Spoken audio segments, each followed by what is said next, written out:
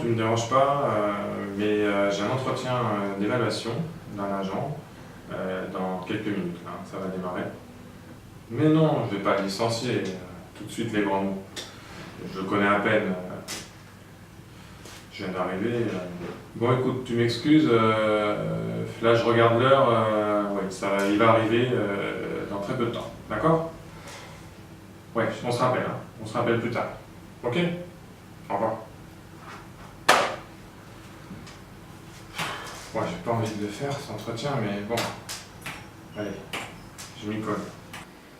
Oui, Marc, salut. Je te dérange pas? Bah oui, ça passe vite. Ça fait déjà 1 an et demi que je suis à Enedis. Je suis un peu emmerdé là, j'ai un entretien d'évaluation, EAP ils appellent ça. Je me suis dit, tiens Marc, il doit avoir des renseignements et des astuces à me donner là-dessus. Non? Ah bon, je croyais que c'était dans toutes les boîtes.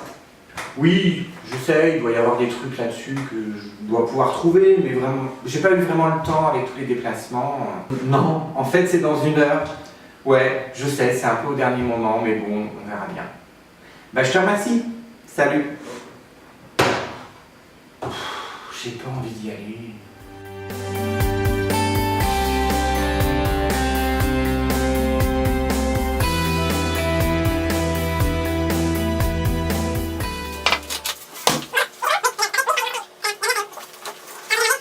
Très bien, donc on va poursuivre. Excusez-moi. Oui, maman. Allez, au revoir. Désolé, hein. Excusez-moi, vous savez ce que c'est. Bon, en plus, elle appelle souvent voilà, dans les mauvais moments. C'est comme ça. C'est fou, ça. Je ne savais pas que vous faisiez des raids humanitaires aussi. Bah c'est pareil pour moi, surtout qu'au niveau local on n'en parle pas trop. Oh, ah, pardon, excusez-moi. Oui, allô? Oui, Franck, oui, je suis en entretien, oui. D'accord. Ah, très bien, très bien. Bon, bah j'irai le voir demain. Désolé. Sans plus. Ah mince. Désolé, là, je m'aperçois que il reste un peu moins de 25 minutes pour terminer notre entretien. Et bon, il va falloir qu'on speede un peu. Hein.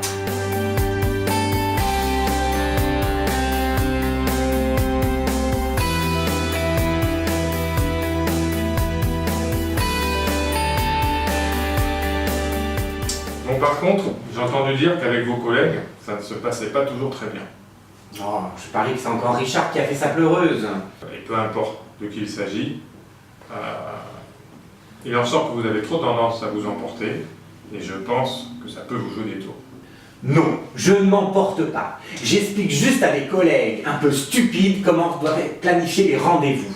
Et puis, ce n'est pas moi qui ai demandé qu'on me mette un logiciel qui fonctionne à moitié. C'est vrai, vous n'avez pas tout à fait tort.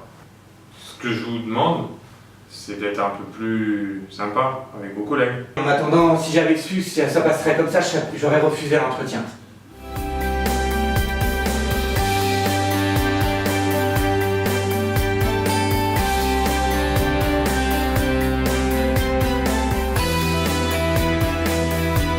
Puis bon, quand même, vous en conviendrez, on est pas mal lotis. Ça veut dire quoi, ça? On n'a qu'à bosser puis se taire aussi. Les objectifs. Les objectifs. Parlons-en des objectifs. Et quand est-ce qu'on en parle du quotidien?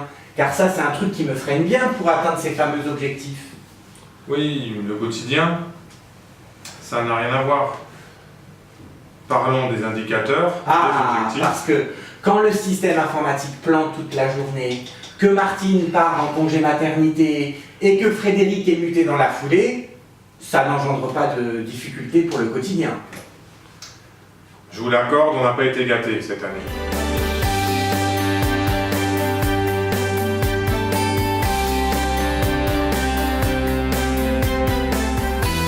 La population locale était là, et on n'aurait jamais pu s'en sortir sans eux.